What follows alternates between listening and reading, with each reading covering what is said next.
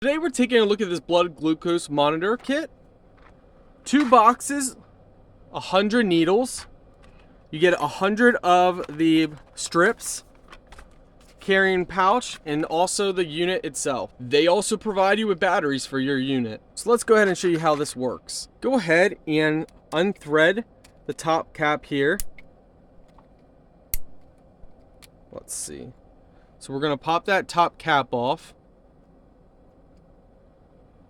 Sorry guys, I stand corrected. So for the top cap, that's just, you just turn it to select the positioning of the needle. But you, right here, you just kind of pull this cap off, and this is where the needle goes in. So be careful here. You're gonna go ahead and you're just gonna kind of twist back and forth like this, and then pull that top off, and there's gonna be, might be a little tough to see, but you're gonna see that needle. This sticks down inside here. Just be careful not to prick yourself as you're placing it inside. Then you go ahead, try not to bend the needle when you're putting your cap back on, and there we go. Now you can adjust the height. Then you pull this back,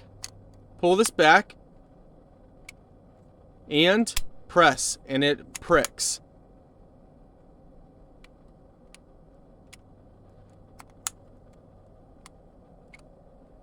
And you'll be able to see, when you pull it back, you can see that little line there.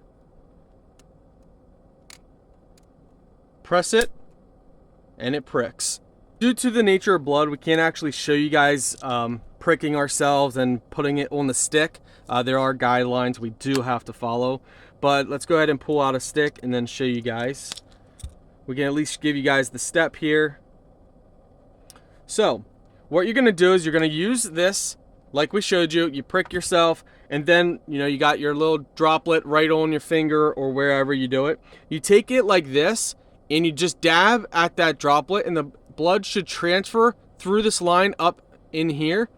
So you just kind of dab at it, and it should go through.